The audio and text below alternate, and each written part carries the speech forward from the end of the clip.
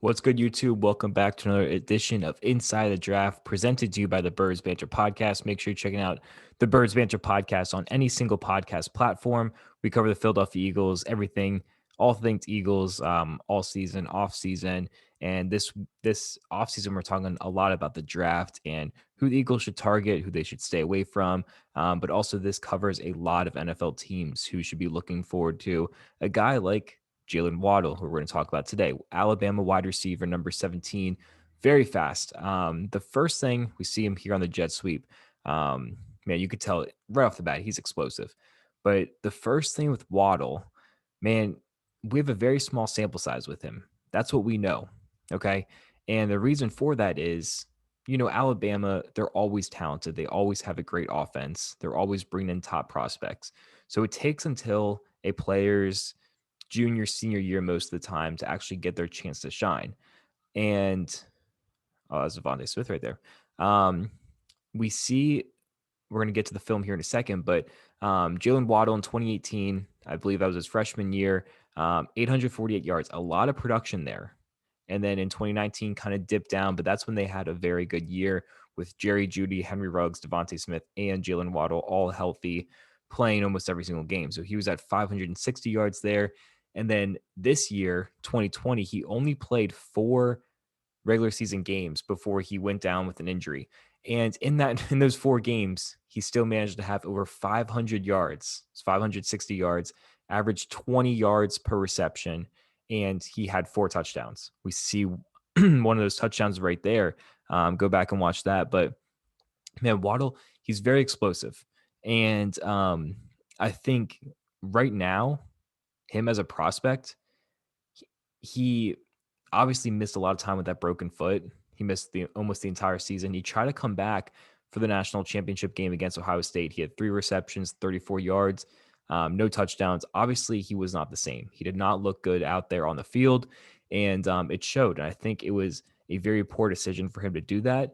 And I don't think um, anything would have changed. Obviously, if he went out and put up a 100-yard performance, his draft stock would have, man, you see him out of the backfield there. Wow. Second touchdown right there. He's quick. We're going to get into a little bit of strengths and weaknesses. Enough talking about his draft stock. He's definitely a first round pick, in my opinion. Wow, that was bad by Devontae Smith there.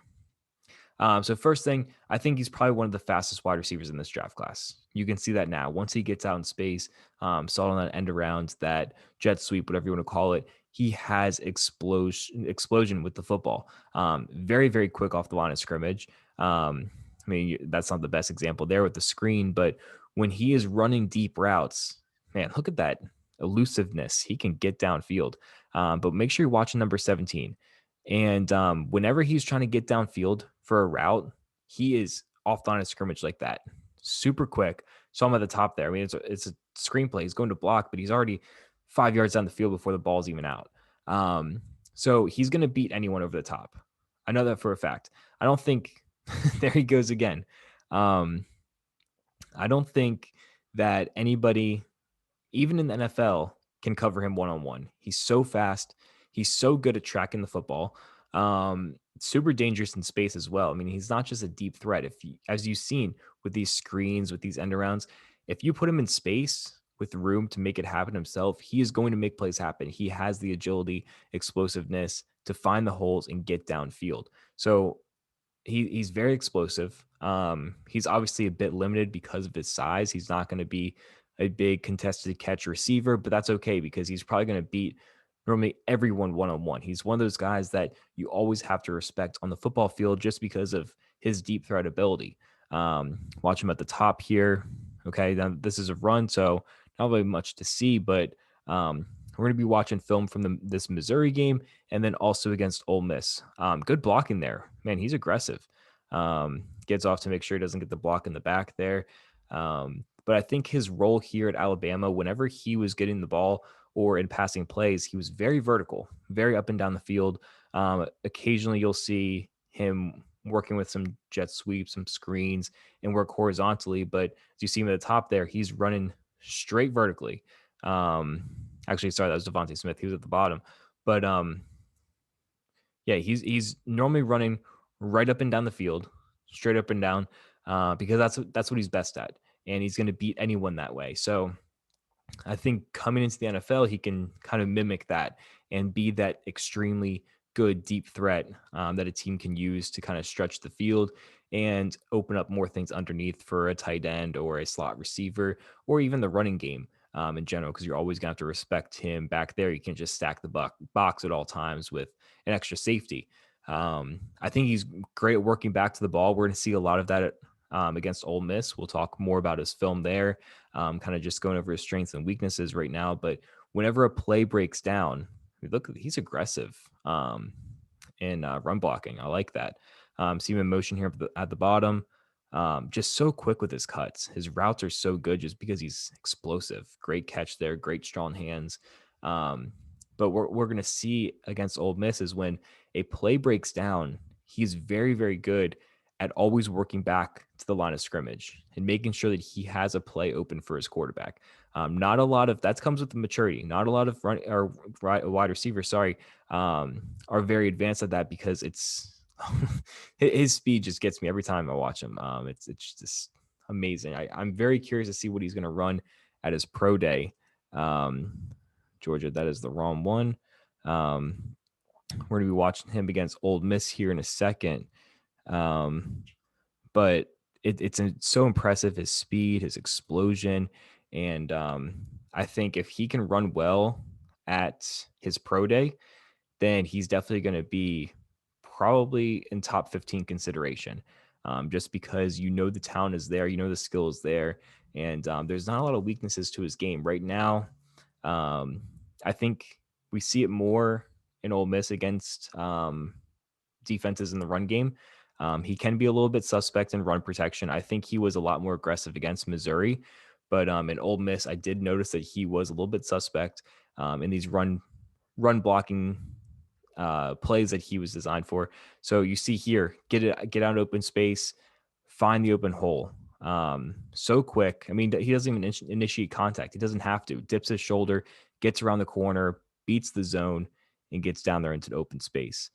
He is a small receiver, as you saw there. He got pushed around a little bit by a linebacker just because he's not physical enough to fight that off. If someone's going to disrupt his route, they're most likely going to win and bump him off course. However, he is fast and explosive enough to, recoup that energy and get back downfield. Obviously the number one thing that stands out to you is just how quick he is. We see this route, a replay here, but coming off the line of scrimmage, you almost always have to press him and put a safety over the top because there's no way if you're sitting back, you can stay with him because he's just going to blow right by you. See that was pretty bad run blocking there. There was another defender, so the tackle would have happened most likely anyways, but pretty bad run protection there. Man, I don't know why I didn't throw it to him there. He was wide open. Maybe they ran the ball. It's too quick to tell. But yeah, you can see here, like I mentioned a few minutes ago, most of his routes is going straight vertically. He's not doing a lot of underneath work with slants and digs and all that. He is most of the time there. You see that run protection, not the best. But that's not what he's going to be drafted for. He's drafted for his speed. But yeah, you're seeing a lot of vertical routes. I think that limits his route tree a little bit right now. NFL defenses are more advanced. They can try to scheme around somebody that's just going to run a straight line down the field and try to make sure that they're not going to get open every single time they're in the game. So I think for him, working on more routes like these little slant routes, getting open for your quarterback is going to help him a lot down the road because if he can master that and find different ways to get the ball and work in open space, he is going to be a very, very good wide receiver because his value will just increase exponentially from there. The other only negative I have for him, other than his run blocking and a limited route tree, is that he just, he's coming off that serious foot injury. It kind of concerns me every time you see a serious injury like that. Is that player going to come back the same? He was obviously not fully recovered before the national championship game, but he was good enough to give it a go. And he came out and he looked pretty weak, not very fast. He was always limping after he was running his routes. Great run there by Najee Harris.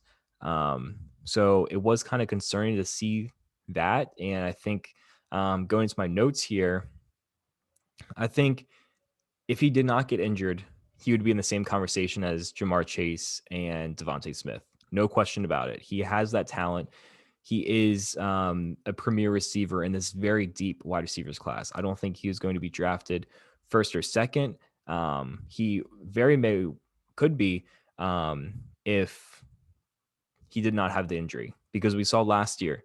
I did not think Henry Ruggs was the best wide receiver. I thought Jerry Judy and CeeDee Lamb were much, much better than him. And then we saw Henry Ruggs taken first just because of his speed. Now, if Jaylen Waddle was healthy the entire season and then went into his pro day and ran a very, very good 40-yard dash time in the 4.3s, then yeah, I think he would be the first wide receiver taken, even if his production was not up there like Chase and Smith was, because teams just love speed and they're going to work with that. You can't teach speed. He has much more speed than Smith and Chase. I think his performance in the national championship game, when he was limping around, it was not very smart, number one, and it wasn't attractive either. If scouts were watching him that game, they wanted to see him come back healthy and make an impact. He did not make much impact at all. 3 receptions, just over 30 yards, and he was limping almost every single play. Wasn't a good move by him or Alabama to go into that game, because everybody knew that they were going to win no matter what.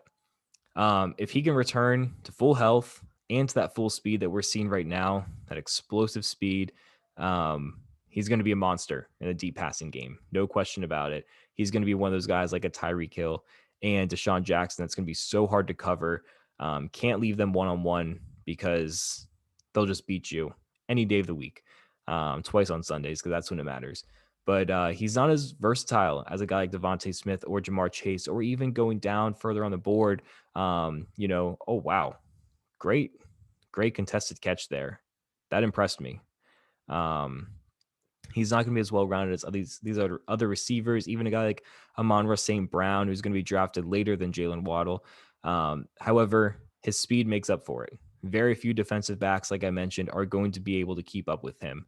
I think he is a great receiver. For the Eagles, I know this is an Eagles page. I think draft him at number 6 would be a little bit too high, just because you're looking for an instant difference maker, and you don't know if Jaylen Waddle is going to be healthy, back to full health all offseason. So the talent is there. It's just the injury kind of concerns me at number 6. I think obviously the Eagles will be in play there if the other wide receivers are taken. But other suitors for him, the Giants, the Dolphins, and the Bears, I think would all be a very considerable option for him. And the id factor score that I'm going to give Jaylen Waddle is very high. I think he is just so quick, such a great athlete. I'm going to give a 9.2, which is probably the highest rating I've given so far. I have to go back and check, but appreciate you guys for tuning in. Thank you so much for watching. Make sure you subscribe to the YouTube channel and check out the Birds Banter podcast on your favorite podcast platform.